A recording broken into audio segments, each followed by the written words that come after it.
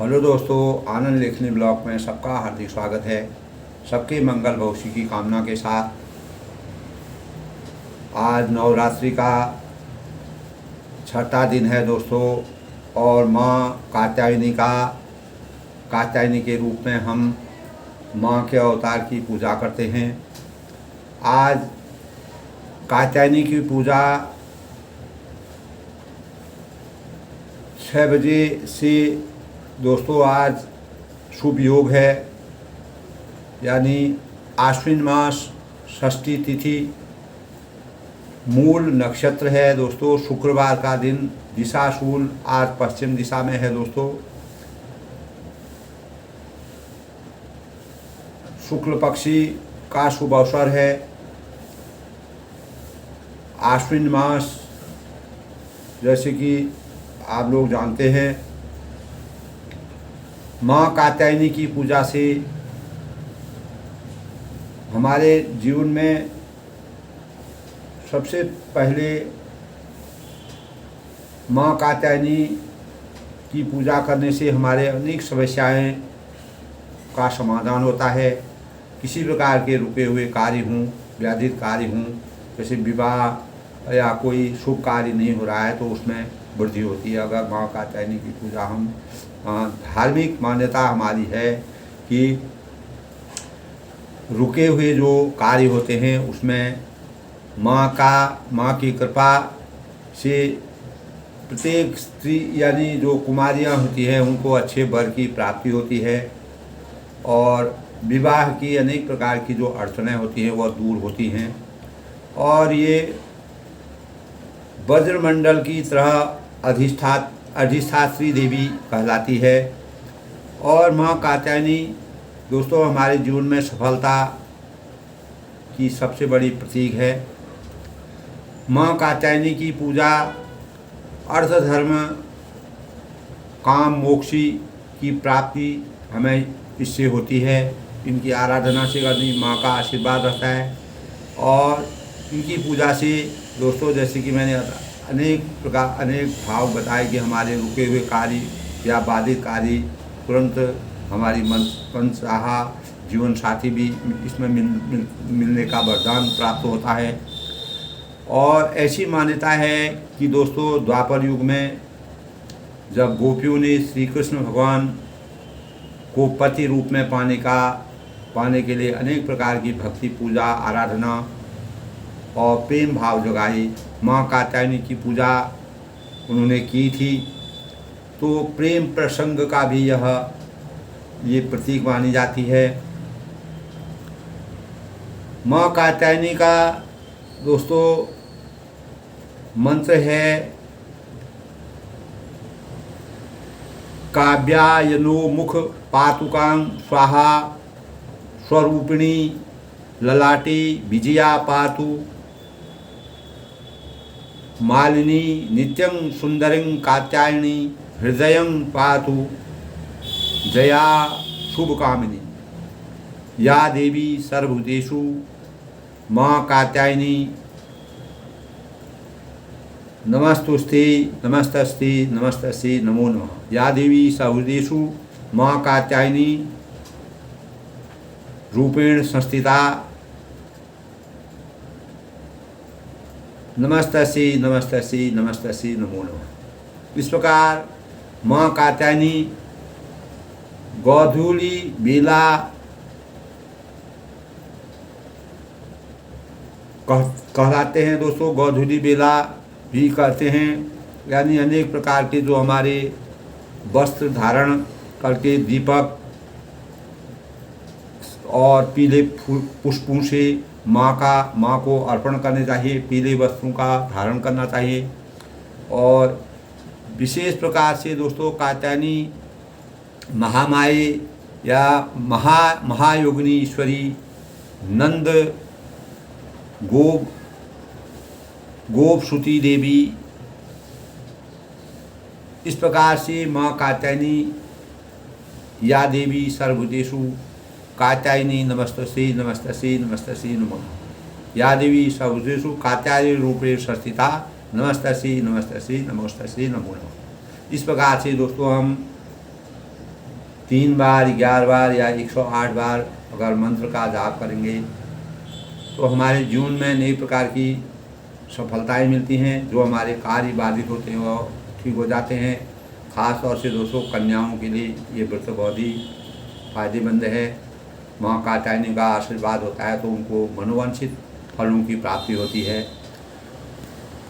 तो स्वरूप का अगर हम अलग अलग रूप में माने, जहाँ एक और दुर्गा के रूप में अवतार लिया था इस सृष्टि में और दूसरी ओर लक्ष्मी के रूप में अवतार लिया और तीसरी ओर जो है दोस्तों सरस्वती के रूप में अवतार लिया।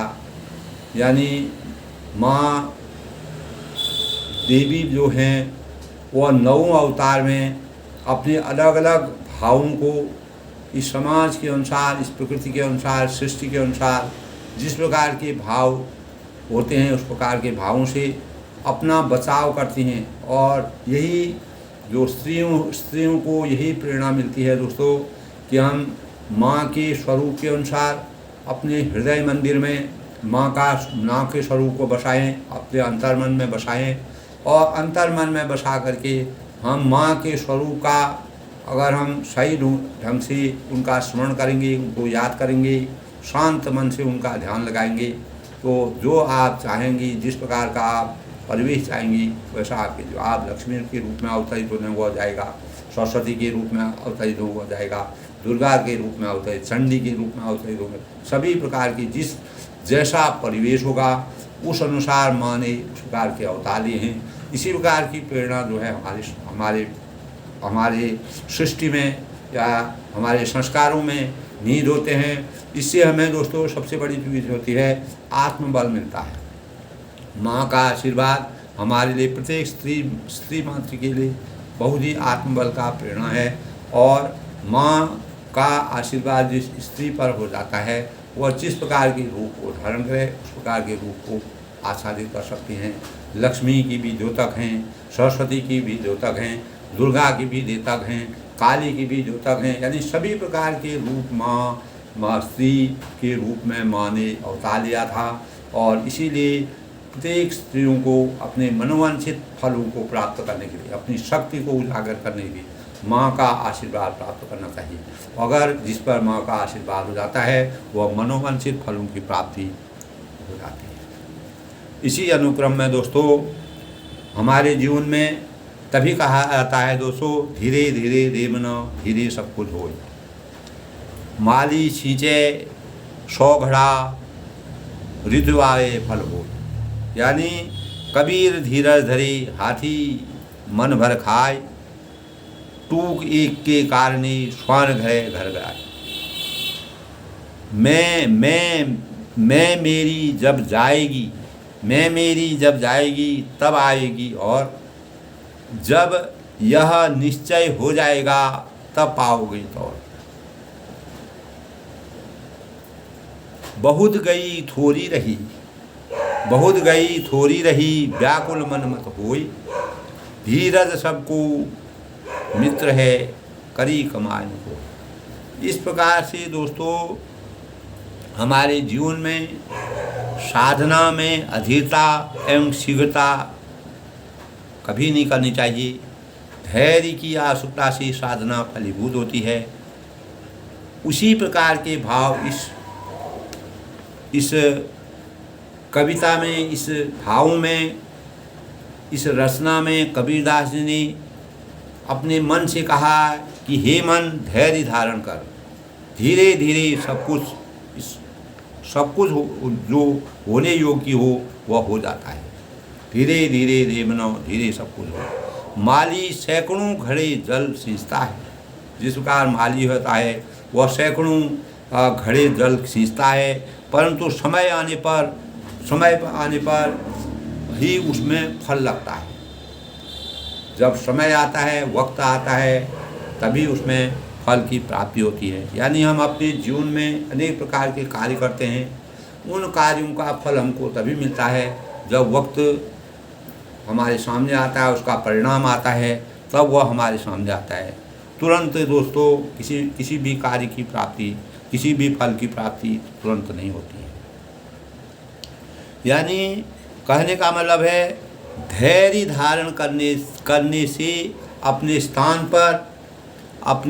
स्थान पर ही हाथी मन भर का आधार पाता है, परंतु एक टुकड़े के लिए कुत्ता घर घर दौड़ता है।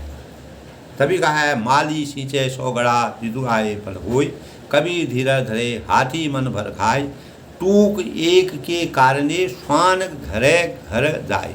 यानी श्वान जो है घर घर दौड़ता है। शरीर व संसार जो है दोस्तों, इस संसार में शरीर और संसार की जब अहंता या ममता नष्ट हो जाती है, तभी स्वरूप बोध आत्मबोध प्राप्त होता है। और जब यह मन अपने आप में पूर्ण रूप से निश्चल हो जाता है, स्वच्छ हो जाता है, उसमें पावनता आ जाती है, तभी हमें स्थिति की प्राप्ति होती है। उस स्थिति की प्राप्ति हम तभी करवाते हैं।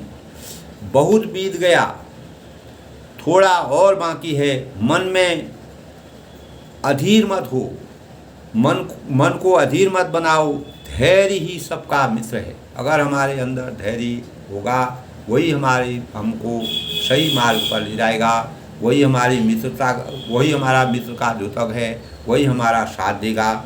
और उसी के सहयोग से, उसी के बल से हमारे जीवन में धैर्य का एहसास होगा और बहुत दिनों में हुई कमाई साधना को व्यर्थ, यानी हमारी जो साधना है, जो हम साधक बन के साधना परम ब्रह्म परमेश्वर की करते हैं, अनेकों दिनों से हम करते हैं, लेकिन उसको कभी भी हमें व्यर्थ नहीं समझना चाहिए, उसको खाली नहीं समझना चाहिए। इसका मतलब ये है कि दोस्तों, ये हमारे जीवन में अनेक प्रकार के कर्तव्य होते हैं जो हमको कर्तव्य निष्ठा से कार्य करते हैं। परम ब्रह्म परमेश्वर भगवान रामचंद्र ने अनेक प्रकार के कार्यों को इस संसार में व्याप्त किया, इस संसार में रचनाएँ की, अपना स्वयंवर कराया, हजारों 14 साल का वनवास दिया, अनेक प्रकार की यातनाओं में जो ऋषि मुनि थे उनको इस संसार से मुक्त कराया, अनेक प्रकार के जिन लोगों को अनेक प्रकार के श्राप मिले थे उनका उद्धार कराया। तो इस संसार में दोस्तों धीरे धीरे जब परम ब्रह्म भगवान का आशीर्वाद हमारे पर होता है, तो तभी हम एक अच्छे साधक के रूप में सामने आते हैं, तभी हमारी जो कार्य विधि होती है, हमारे कार्यों की गणना होती है और हम अपनी कर्तव्य निष्ठा से अगर कार्य को करेंगे तो निश्चित ही धीरे धीरे मनो धीरे सब कुछ हो। ये मन को परेशान मत हो, यानी हमको अपने चिंतन को खुद समझाना है, अपना निरीक्षण को करना है कि हमें कभी भी पछतावा या परेशानी नहीं करनी चाहिए। अतः हम भी साधना में धैर्य रखें। हमारी जो साधना है, हम परमात्मा की साधना करते हैं, व्रत करते हैं, उपवास रखते हैं, अनेक प्रकार के कार्यों को करते हैं अपने जीवन को अच्छा करने के लिए। और कोई किसी चीज़ की कामना करता है, किसी को किसी चीज़ की परेशानी होती है, तो समय सबका आता है दोस्तों, समय के साथ हमको धैर्य धारण करना चाहिए। और क्योंकि बीज बोते ही रातों रात वृक्ष कभी भी फल हमको नहीं देता है, यानी धैर्य रखना पड़ता है। और हमारे जो कार्यों के पुण्य फल हैं हमको तुरंत नहीं मिलते हैं दोस्तों। हम जो भी कार्य करते हैं उनके फलों की प्राप्ति हमको कब प्राप्त होगी, इसके लिए भगवान परम ब्रह्म परमेश्वर ने हमको अज्ञात रखा है। और हम अपनी साधना में धैर्यपूर्वक लगे रहें और एक दिन हमारी साधना का बीज एक विशाल वृक्ष की तरह अवश्य ही हमारे सामने खड़ा होगा और उसमें अनेक प्रकार के सुगंधित फूलों की, यानी इस प्रकार की भावनाओं से उपलब्ध होगा, अनेक प्रकार के पुष्पों का उसमें संसार होगा और अनेक प्रकार के मधुर निष्कार आम का वृक्ष होता है, उसमें जब वह धीरे धीरे बड़ा होता है, काफ़ी साल तक वह कम से कम 10 साल का 5 से 10 साल का उसमें इंतज़ार करना पड़ता है, तब उसमें फल लगते हैं। और वह फल इतना रसीला होता है कि वह पूरे हमारे मन, वाणी और कर्म, यानी हमको बहुत ही सुख की अनुभूति होती है जब उनका रसास्वादन करते हैं। इसी प्रकार हमारे कार्यों की भी गणना है दोस्तों। हम अगर अपने कार्यों को धीरे धीरे करके अपने कार्यों को करते रहेंगे, अपने कर्तव्य पथ पर चलते रहेंगे, एक न एक दिन हमको फल की प्राप्ति अवश्य होगी। और इसीलिए साधना में धैर्य जरूरी है। अगर हम परम ब्रह्म परमेश्वर की साधना करते हैं परमात्मा का ध्यान लगाते हैं, परमात्मा का स्मरण करते हैं, परमात्मा को याद करते हैं, निश्चित ही है हमें कभी न कभी अपने जीवन में एक परम ब्रह्म परमेश्वर की प्राप्ति होगी और हम भगवान के अनन्य भक्त होंगे। हमारा जीवन हमेशा के लिए इस जन्म मरण के भय से दूर होगा। इस प्रकार हमें अपने अंतर मन को अब तक हम अपने अंतर चेतना को नहीं जगाएंगे, हम एक अच्छे साधक के रूप में साधना नहीं करेंगे और उस साधना की वास्तविकता को नहीं समझेंगे, तब तक हमारे अंदर कर्तव्यों के प्रति सही लगन नहीं होगी।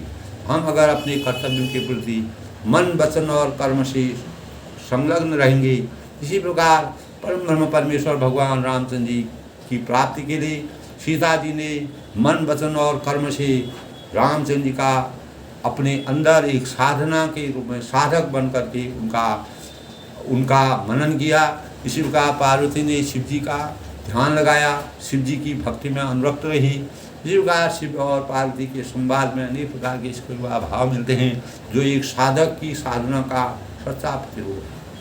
यही चीज़ आत्मा और परमात्मा का जब दोस्तों मिलन होता है तभी हमारी साधना जगती है और हमारी साधना का जो बल होता है, जो उसमें स्वरूप होता है, वह सामने विद्यमान होता है। इसी प्रकार दोस्तों जब चारों राजकुमारों का और बहुओं को देख करके राजा दशरथ जी अपार हर्ष की अनुभूति कर रहे थे। अनेकों प्रकार के भावों को दशरथ जी को जब पुत्र प्राप्ति नहीं हो रही थी तो उन्होंने अनेक प्रकार के भगवान से प्रार्थना की एक साधक के रूप में, और किसी न किसी रूप में उनको इस प्रकार के परम ब्रह्म परमेश्वर मर्यादा पुरुषोत्तम भगवान राम जी ने वहाँ अवतार लिया। इसी प्रकार जनक जी ने सोने का हल जोत करके सीता जी को प्राप्त किया। इस प्रकार के हमारे शास्त्रों में मर्यादा है और हमारे उसी अनुसार हम चलते हैं। बड़ी विचित्र गाथा है दोस्तों, हमारे पुराणों में, हमारे शास्त्रों में इस प्रकार की रचना है। तो साधना के बल से ही उन्होंने इनको प्राप्त किया और संसार में परम ब्रह्म परमेश्वर की साक्षात रूप में दर्शन कर हो गई। यानी जनकपुरी और मिथिलापुरी और दशरथ यानी अयोध्या में जो है परमात्मा ने मनुष्य रूप में जन्म लिया। तो उन्हीं के अवसर पर दोस्तों जब उनका अनेक क्रियाओं को करने के बाद, उनका बचपन बीत जाने के बाद जिस प्रकार की अनुभूति हुई, अनेक प्रकार के शिव जी और पार्वती का संवाद हुआ, अनेक प्रकार के मुनि और सज्जनों मुनियों का ऋषियों का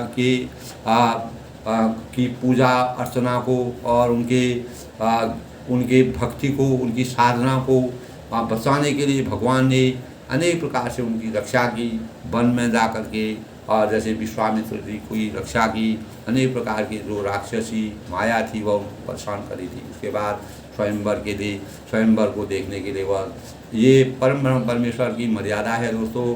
कहाँ वह विश्वामित्र के साथ गए, उसके बाद जनकपुरी चले गए। जनकपुरी में स्वयंवर हो रहा था, उसकी तैयारी देख करके स्वयंवर देख करके उन्होंने पूरा सीता जी को जब उनको यानी बगीचे में सीता जी के दर्शन हुए तो आत्मा का परमात्मा से मिलन हुआ। इस प्रकार उनके स्वयंवर की रचना की गई। अनेक मुनियों ने मिल करके अनेक भावों को, अपने कुल गुरु जो थे उन्होंने अनेक भावों को लेकर के सीता और राम जी का स्वयंवर कराया। स्वयंवर के बाद जब चारों बहुओं का आगमन हुआ और चारों पुत्रों का स्वयंवर हो गया, तब ऐसा मालूम होता है कि मानो शोभा, मंगल और आनंद से भरकर वह जो जनवासा था, जहाँ रनिवास था, वहाँ पर उन लोगों को अपार आनंद की अनुभूति की। पुनि जीव नार भई बहुभांति पठई जनक बुलाई बराती परत बावड़ी बसन अनुपा सुगन सभी पवन की। यानी अनेक प्रकार के जो राजा थे, तब फिर बहुत प्रकार की रसोइयाँ बनाई गई और जनक ने बारातियों को बुला भेजा और दशरथ जी ने के पुत्रों सहित गमन किया और अनेक प्रकार के वस्त्रों को पहन करके अनुपम वस्त्रों के पावड़े पड़ते जाते हैं। तब सादर सबकी पाय बखारी तथा लोग पीड़न बैठारी धोई जनक अवध बजना शील ग्रहण। यानी आदर के साथ सबके चरण धोए और सबको यथायोगी पीड़ों पर यानी पीढ़ों पर बैठाया, अपनी अपनी जगह पर बैठाया। तब जनक जी ने अवधपति दशरथ जी के चरण धोए और उनका शील और स्नेह वर्णन उस प्रकार के चरण धोए, यानी इस प्रकार की उन्होंने उनका सम्मान किया, आदर किया, मान मर्यादा का पूरा ध्यान रखते हुए पूरा जिस प्रकार से एक भाव स्नेह से वह लोग, इस स्नेह का वर्णन करना तुलसीदास के लिए कठिन है। बहुरी राम पद पंगल धोई, जी हर हृदय कमल मह धोई, तीनों भाई राम सब जानी, धोई चरण जनक दीवानी। तब फिर जनक जी ने अपनी पुत्री सीता जी का विवाह करने पर चारों पुत्रों से जब चारों लड़कियों की, चारों पुत्रियों की शादी हुई, तब रामचंद्र के चरणों को धोया और श्री शिव जी के हृदय कमल में छिपे रहते थे। जो शिव जी के हृदय कमल में छिपे हुए रहते हैं, शिव जी रात दिन भगवान श्री राम जी परम ब्रह्म परमेश्वर भगवान राम जी का गुणगान गाते थे। और तीनों भाइयों ने श्री राम जी के समान जानकर जनक जी ने उनके चरण अपने हाथों से धोए। तो इस प्रकार की दोस्तों मर्यादा है।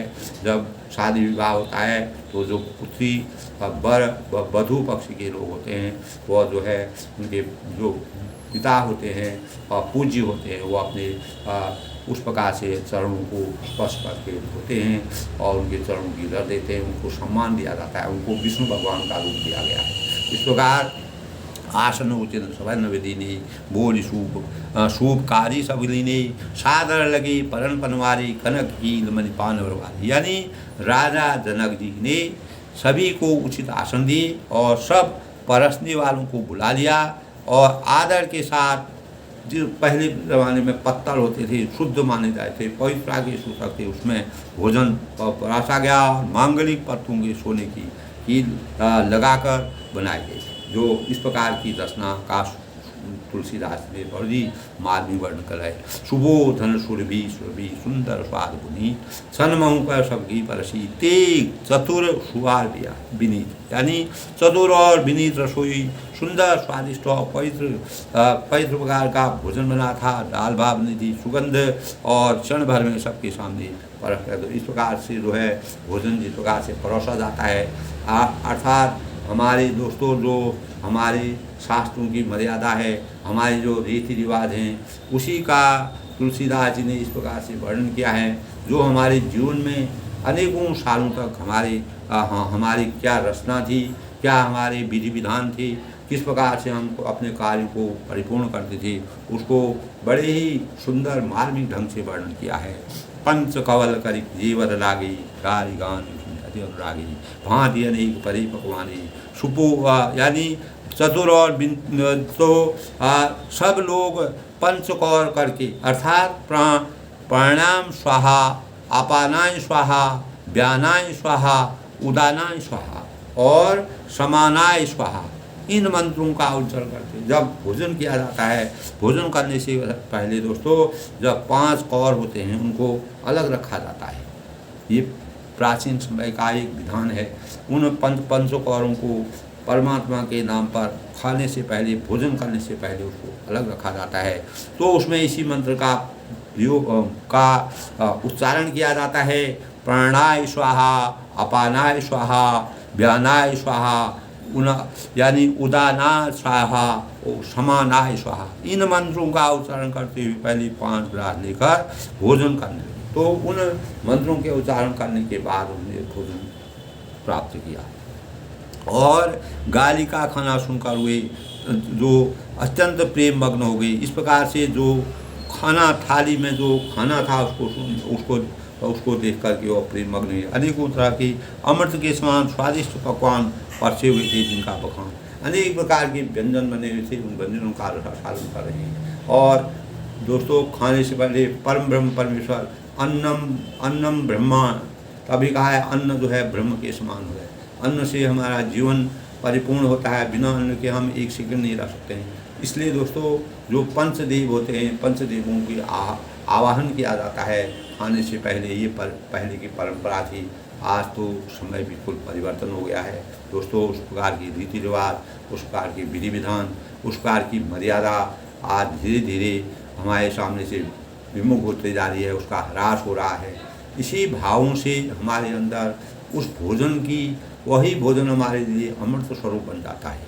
तो परस न लगे सुवार सुजाना, बिंदन विवेक नाम को लाना, चार भांति भोजन विधि गाई, एक एक विधि करने गाई। तब चतुर जो रसोई थे, खाना वो जो भोजन बना रहे थे, व्यंजन परसने लगे, उनका नाम कौन जानता है। 4 प्रकार की च्वर्थ है और चौसी है, लेही है, पेय है, अर्थात चबाकर, चूसकर, चाटकर, पीकर खाने योगी। इस प्रकार के अलग अलग भावों से भोजन को कोई चाट कर खाता है, कोई चबाकर खाता है, कोई चूस कर खाता है, कोई चर्बी करके खाता है, कोई चोसी करके खाता है। इस प्रकार के भाव हमारे खाने की जो ये भाव हैं, जो जिस प्रकार से विधि से हम खाते हैं, उनका सबका वृत्तांत तो तुलसीदास ने बड़े ही अच्छे ढंग से किया है। चाट कर पीकर खाने योगी भोजन की विधि कही गई है। इस प्रकार की विधियां बनाई गई थीं और उनमें से एक एक विधि से इतने पदार्थ बने थे कि जिनका वर्णन, यानी एक ही विधि में हजारों प्रकार के पदार्थ बने थे, उनका वर्णन तुलसीदास जी ने कर रहे हैं। छरस रुचिर व्यंजन बहुभांति, एक एक रस अग्नित भांति, जेवत देहि मधुर धुनिगारी, ले ले नाम पुरुष और नारी। यानी सबों रसों से बहुत तरह के सुंदर स्वादिष्ट व्यंजन बने थे और एक एक करके अनेक प्रकार अगणित जो होते हैं भोजन बने थे। भोजन करते समय पुरुष और स्त्रियों के नाम ले लेकर स्त्रियाँ मधुर ध्वनि से एक दूसरे को, यानी इस प्रकार के एक दूसरे को के व्यंग कर रहे थे, इस प्रकार की बातें कर रहे थे, आपस में मनोरंजन कर रहे थे, मनोविनोद कर रहे थे। समय सुहाव निगार विराजा, हसद राव सुन भाई समाजा, ये विधि सभी भोजन की ना आदर सहित आदर, यानी समय की सुहावनी गाली शोभित हो रही है। इस प्रकार का वर्णन हो रहा है दोस्तों। उसे सुनकर समाज सहित राजा दशरथ भी हंस रहे हैं, आनंद ले रहे हैं और आनंद का एहसास कर रहे हैं। अपार अपार अपार हर्ष की अनुभूति हो रही है। इस रीति से सभी ने भोजन किया और तब सबको आदर सहित आचमन, यानी आचमन करते हुए जो विधि होती है दोस्तों, आचमन जल को लेकर के आचमन किया जाता है। ओम ऋग्वेदाई, यजुर्वेदाई, सामवेदाई, अथर्ववेदाई, इस प्रकार से हम आचमन करते हैं। और देई पान पूजे जन का दशरथ रही समाज, जनवा से ही गवनन्दी मुदित सकल भूख सिद्धा, यानी फिर पान देकर जनक ने समाज सही दशरथ जी का पूजन किया।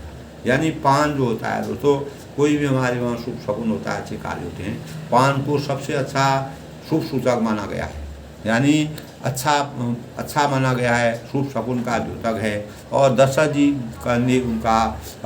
जी का उन्होंने जनक जी ने पूजन किया और सब राजाओं के सिर या चक्रवर्ती दशरथ जी के प्रसन्न होकर जनवासी से चले गए। तब वो अपने जनवासी में जो रुके थे, मान सम्मान के साथ जनक जी ने उनका स्वागत किया, उनको तरह तरह के व्यंजन खिलाए, भोजन कराए, अनेक रसोइयों के माध्यम से अनेक प्रकार के पकवान बना के उनका आदर सम्मान किया और उनको विदा किया। नित्य नूतन मंगल उर्माही निमिषई दिन जामिनाही, बड़े भोर भूपति माने जातक गुणगन गावन लागे। यानी जनकपुर के नित्य नए मंगल हो रहे हैं। जनकपुर में इस प्रकार का मंगल गान हो रहा है। दिन और रात पलक के समान, यानी दिन चला गया और रात आ गई, इसका कुछ भी पता नहीं चलता था। वो पलकों क्षण भर में ऐसा लग रहा था कि वह समय बीत रहा था। जब दोस्तों खुशी के मंगल गान होते हैं, खुशी का आनंद होता है, चारों ओर खुशी का माहौल होता है, तो समय का ध्यान नहीं रहता है। आज आपस में इतना मनोविनोद रहता है कि समय का बड़े सवेरे राजाओं ने मुकुटमणि दशरथ जी के जागे, यादवों ने गुण समूह का गान करने लगे, अनेक प्रकार के उनके गुणों की व्याख्यान करने लगे। और देख कुंवर बर बधुन समेता, किमी कहीं जात मोद मन जेता, प्रात क्रिया करी जय गुरुवाही, महाप्रमोद प्रेम मन माही।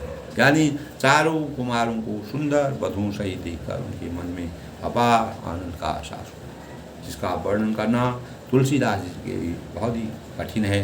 उन्होंने इस प्रकार के एक एक क्षण का इस प्रकार से वृत्तांत किया है, जो आज भी हमारे जीवन के लिए बहुत ही चरितार्थ है और सीखने योग्य है। हमें अपने भविष्य की मर्यादा के लिए उसको ले जाना है। इस सृष्टि की रचना में इस प्रकार के भाव दोस्तों आज कहीं भी विद्यमान नहीं होते हैं। इस प्रकार के भावों को सजो कर रखने के लिए तुलसीदास जी ने रामचरितमानस का विमोचन किया। वह किसी प्रकार उस प्रकार का वर्णन आज के युग में करना बड़ा कठिन है। वे प्रातः क्रिया करके गुरु वशिष्ठ के पास गए और उनके मन में महान आनंद और प्रेम। तब गुरु के शरण में जब उनके सब कार्य कर दिया, प्रातःकाल स्नान ध्यान सब हो गया, उसके बाद वो अपने गुरु के सानिध्य में गई। तब करी प्रणाम पूजा करी जोरी, बोले गिरा तुम्हारी कृपा सुनो मुनि राजा, भयों आज में पूर्ण काजा। तब दशरथ जी ने कहा कि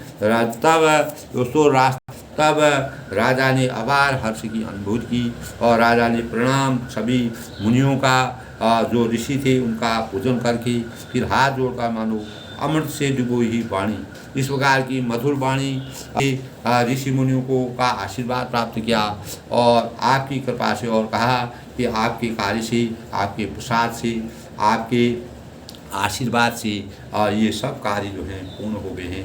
मैं आज अहोभाग्य हो गया हूँ, मैं धन्य धन्य हो गया हूँ।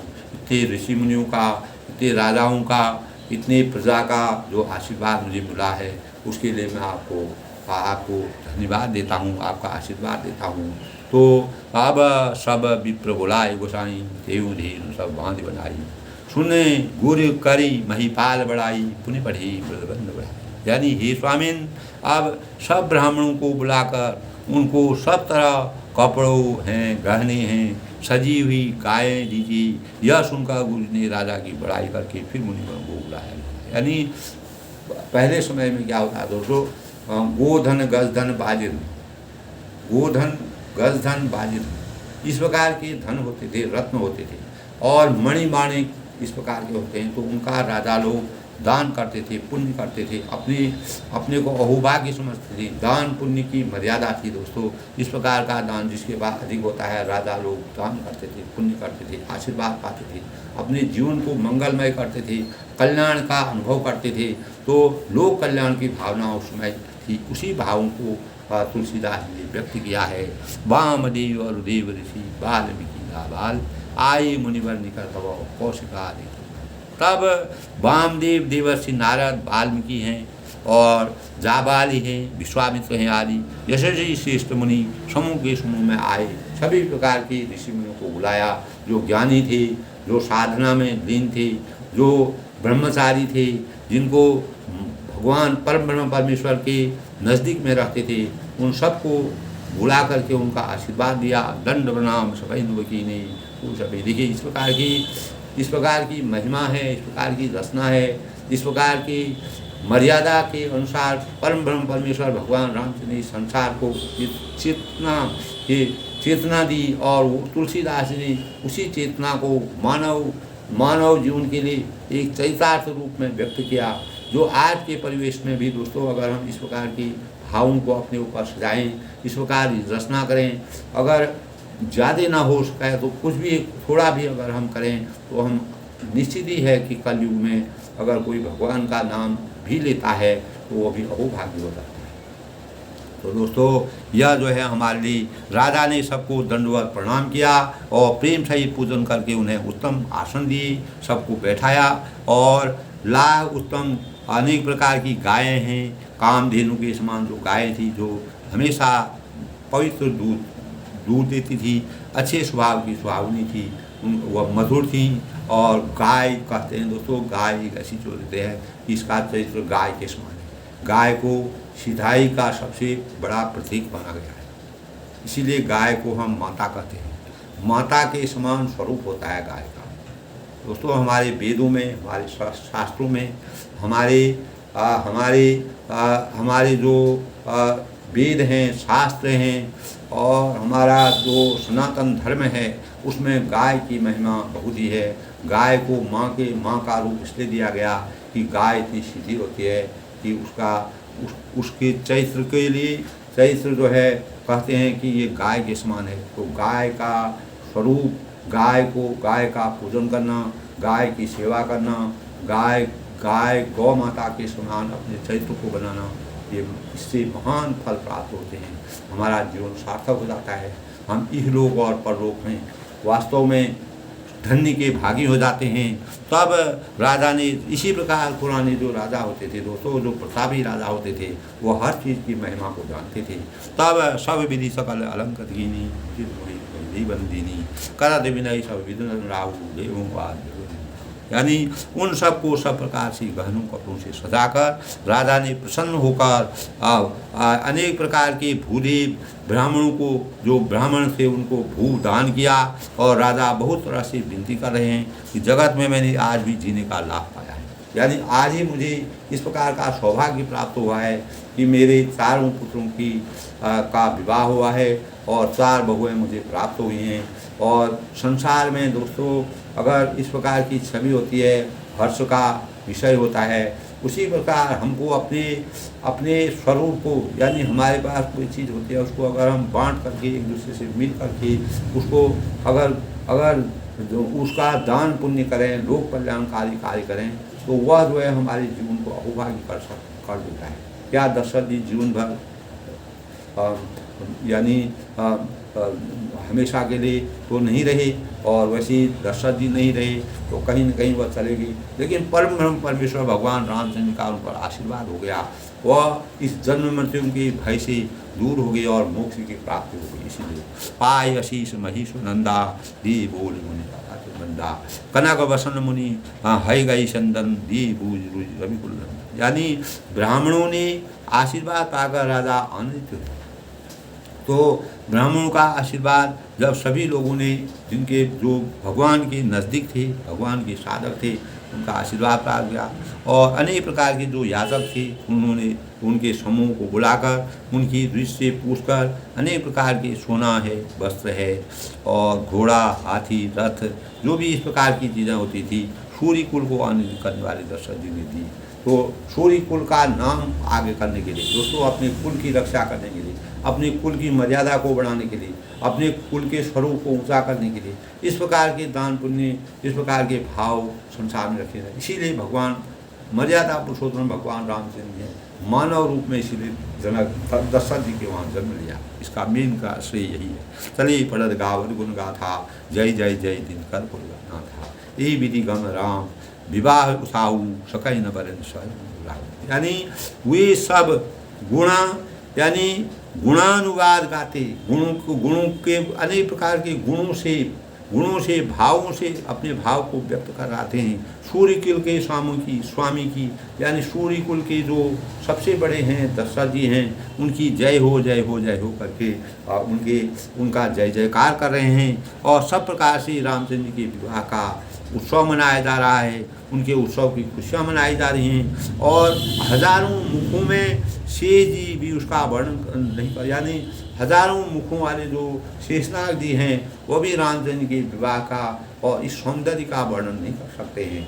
इस प्रकार के भावों को तुलसीदास जी ने मानव इस प्रकार के सामाजिक परिदृश्य का और हमारे रीति रिवाज का, हमारे परंपराओं को का इस ढंग से विचित्र इस प्रकार से मार्मिक चित्रण किया है, इतना गूढ़ और सूक्ष्म चित्रण किया है, जो दोस्तों वास्तव में हमारे लिए बहुत ही अभूतपूर्व है और इस प्रकार का वर्णन कहीं देखने में नहीं मिलता है। इसीलिए रामचरितमानस की बड़ी मर्यादा है, इसीलिए लोग रामचरितमानस को पढ़ते हैं। और रामचरितमानस से हमारे जीवन में अनेक प्रकार के आदर्श पैदा होते हैं, अनेक प्रकार की शिक्षा पैदा होती है, अनेक प्रकार के पारिवारिक, सामाजिक और राजनीतिक और अनेक प्रकार की इस प्रकार की धार्मिक भावनाओं का संचार होता है। बार बार कौशिक चरण शीश नाय पर भाव, यह सब सुख मुनिराज तब कृपा कठार बना, यानी बार बार विश्वामित्र दीन की चरणों में सिर नवाकर राजा कहते हैं दोस्तों उपकार के भागी हैं। परम राजा विश्वामित्र ने अपने भक्ति की रक्षा करने के लिए, भक्ति अनेक प्रकार की दुष्ट आत्माओं को का अंत करने के लिए और सज्जनों के जीवन को कल्याण, इस संसार में कल्याण करने के लिए सज्जनों को सत्संग को ग्रहण करके भगवान रामचंद्र जी और दशरथ जी की शरण में आकर के रामचंद्र को मांगा और उनसे अपनी भक्ति की रक्षा की, अपनी साधना की।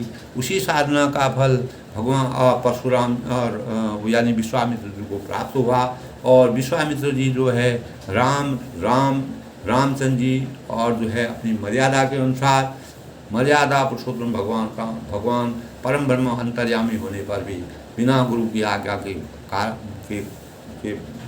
के बाद गुरु आज्ञा से एक क्षण भी कोई कार्य अपने मन से नहीं करते थे, गुरु की मर्यादा का पूरा ध्यान रखते थे। यानी बार बार विश्वामित्र के चरणों में तब दशरथ जी ने भी उसी कल्पना को आगे रखा, उनके सिर नवाए, उनको प्रणाम किया।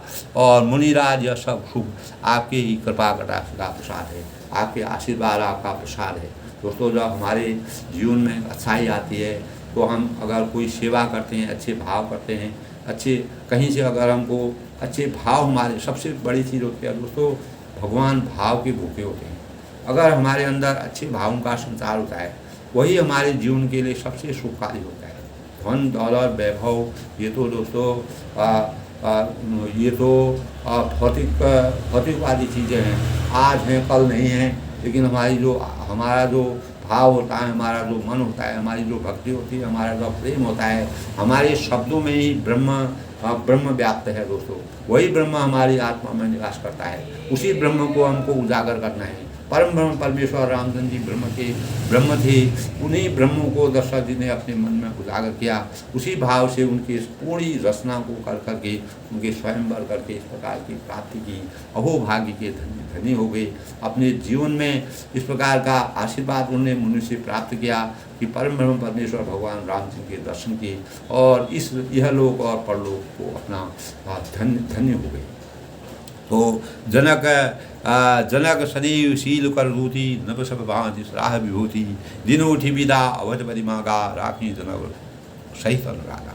तब राजा दशरथ जी जनक जी के स्नेह को देखकर और शील को देखकर, उनकी करनी को देखकर और उनके ऐश्वर्य को देखकर उनकी अनेक प्रकार से सराहना करने लगे। निश्चित ही है दोस्तों, अगर कोई इतना भावभीनी श्रद्धा से सम्मान करते हैं, आदर करते हैं, तो उनका आदर प्रतिदिन सवेरे उठकर अयोध्या में विदा मांगते हैं और पर जनक जी उन्हें प्रेम से रख लेते हैं। जनक जी को ये रहता है कि इस प्रकार का प्रेम भाव जो है आपस में दोस्तों, कभी कभी इस जीवन में हमको कभी कभी इस प्रकार के का समय मिलता है, अवसर मिलता है। वही अवसर जनक और दशरथ जी को समय प्रतापी राजा थे उनको मिला था। तो नित नूतन आदर अधिकाई, दिन प्रीति भांज गौनाई, नित नव नगर आनंद उठाऊँ, दशरथ गौन सुहाय नगाऊँ। तब आदर नित्य नया यानी नया बढ़ता जाता है, नित्य आदर की भावना बढ़ती। प्रतिदिन हजारों प्रकार के मेहमानी होती है, नगर के नित्य नया आनंद और उत्साह रहता है। दशरथ जी का जाना किसी को भी स्वाता नहीं है। इस प्रकार जब कोई अच्छे लोग होते हैं, प्रतापी लोग होते हैं, लोग कल्याणकारी लोग होते हैं, अच्छे लोग होते हैं, जिनसे हमको ज्ञान मिलता है, बुद्धि बनती है, विवेक मिलता है, हमारा सम्मान होता है, तो हम उनको जाते देखकर, उनको अपने से दूर जाते हुए देख करके हमारे मन में अनेक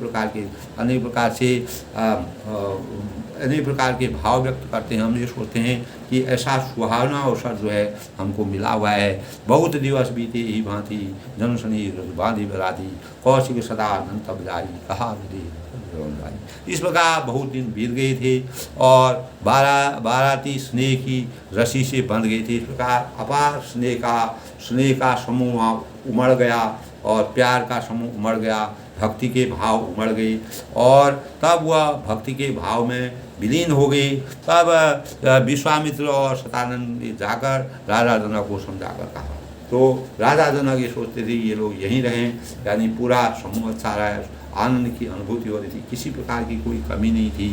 तो सब राम मर्यादा पुरुषोत्तम भगवान रामचंद्र की कृपा आशीर्वाद का पुण्य था। इस प्रकार जो है बहुत दिन बीत गए और बाराती स्नेह की रस्सी में बंध गई। तब विश्वामित्र ने सदानंद को जाकर राजा जनक को समझाकर कहा अब दशरथ कहूँ आयुष देहू रवि छोड़ कहीं लेहू भलियू नाथ कहीं सचिव बुलाई कहीं जाई जीव शीश तरनाई। तब यद्यपि आप स्नेह बस उन्हें नहीं छोड़ सकते हैं, ये हम जानते हैं, आपकी मर्यादा जानते हैं, आपके ऊपर स्नेह भाव भक्ति और स्नेह उमड़ गया है, और तो भी आप दशरथ जी को आज्ञा दीजिए। तब भी दशरथ जी खुद नहीं कह पाए। तब मुनियों ने, जब जो ऋषि मुनि थे उन्होंने उनको जनक जी से कहा कि दशरथ जी को आज्ञा दीजिए। हम लोग जब कहीं पर भी कोई इंसान जाता है तो कहते हैं कि चलो हमको आज्ञा दीजिए, हमको जाने का आज्ञा दीजिए। ये एक मर्यादा में हमारे लिखा गया, हमारे रीति रिवाज में, हमारी परंपरा में इस प्रकार के भाव हैं। वही भाव तुलसीदास जी ने उनके स्वयंवर के बाद के भाव में जब बारात विदा की जाती है, अनेक दिनों से वो वहाँ रहते थे, स्नेह के भाव चारों तरफ उमड़ रहे थे। तो बहुत अच्छा कहकर जनक जी ने मंत्रियों को बुलवाया, अपने सारे जो मंत्रीगण थे उनको बुलवाया और वे आए और जय जीव कहकर उन्होंने मस्तक लगाया। तब उन्होंने अपने राजा को मस्तक लगाया, सभी मंत्रियों को उन्हें बुलाया कि बारात की तैयारी की जाए। अवधनाथ राहत सरनो भीतर करो दिनाओ, भय प्रेम व सचिव सुनी विप्र सभा सत्ता। यानी जनक जी ने कहा अयोध्या न चलना चाहते हैं, यानी अयोध्या न दशरथ जी जाना चाहते थे, और भीतर रनिवास में खबर कर दो, जो भी जहाँ पर रनिवास है, जहाँ पर सब लोग रहते हैं, वहाँ इस प्रकार की सूचना दे दो कि यह सुनकर मंत्री ब्राह्मण सवार और राजा जनक भी प्रेम के वश हो गए।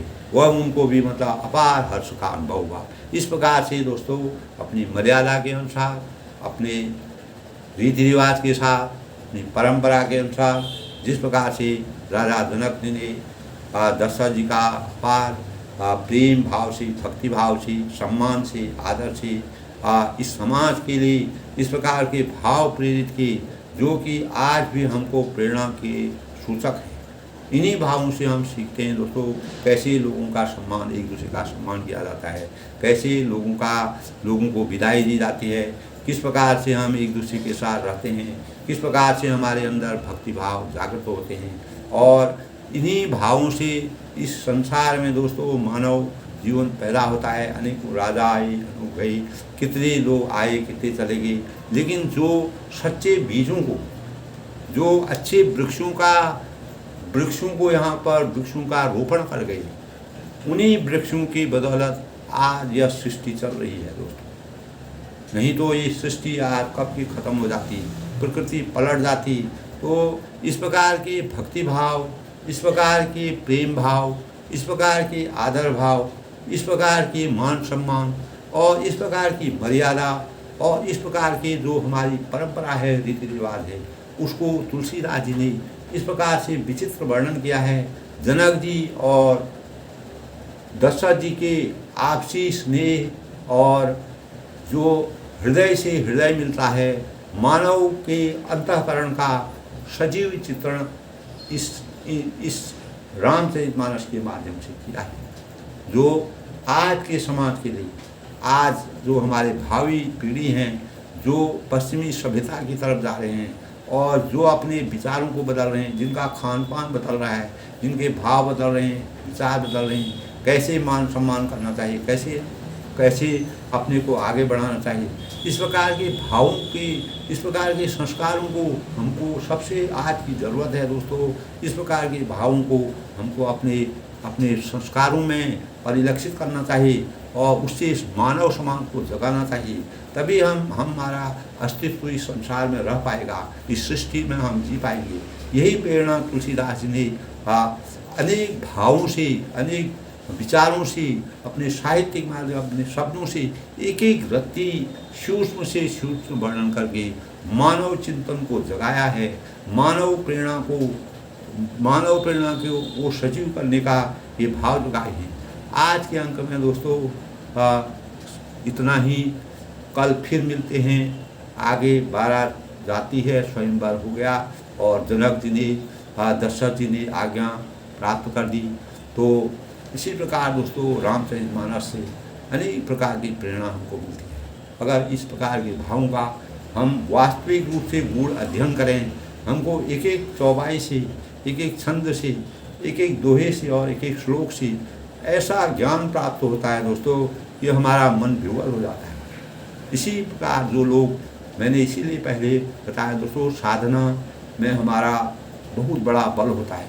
साधना के बल से हम मानव हृदय को एक अनेकों हृदयों को जीत करके अपने अंतःकरण में उनका स्थान बना सकते हैं। लोग कल्याणकारी कार्य कर सकते हैं अपने भावों से, अपने विचारों से, अपने लक्ष्यों से और मानव प्रेरणा को जागृत कर सकते हैं। मानव प्रेरणा को जागृत करने के लिए रामचरितमानस जैसा ग्रंथ हमारे जीवन में न कभी होगा और न कभी हुआ है। दोस्तों, इससे मानव वेदना का, मानव के अंतःकरण का परम ब्रह्म परमेश्वर भगवान रामचंद्र जी अंतर्यामी थे। उन्होंने अब इस रूप में भगवान मनुष्य के अंतर्मन को जान करके इस संसार में इस प्रकार की मर्यादा का संचार किया, जो हमारे जीवन के लिए हमेशा के लिए चरितार्थ है। दोस्तों, जो इस ग्रंथ का अच्छी प्रकार से श्रवण करेगा, पाठ करेगा और इस प्रकार की मर्यादा और इस प्रकार की परंपरा के साथ चलेगा, वह उसका जीवन सार्थक होगा। वह निश्चित ही इस जन्म मरण के भय से, संताप से हमेशा दूर हो जाएगा। उसको अपार भक्ति का प्रसाद प्राप्त। अपनी वाणी को विराम करते हुए सबके मंगल भविष्य की कामना करता हूँ। सब लोग खुश रहें, प्रसन्न रहें। सबके जीवन में परम ब्रह्म परमेश्वर भगवान रामचंद्र जी का आशीर्वाद बना रहे। माँ कात्यायनी जो कि सभी हमारी सफलता और कार्यों की द्योतक है, प्रतीक है, उनका आशीर्वाद बना रहे। आज नवरात्रि का 6वां दिन है। इसके अवसर पर मैं सबकी मंगल भविष्य की कामना करता हूँ। सबका जीवन अच्छा रहे और सबका जीवन प्रसन्न रहे। सब लोग खुश रहें, प्रसन्न रहें और सबका धन्यवाद। बड़ों को मेरा नमस्कार, छोटों को मेरा आशीर्वाद।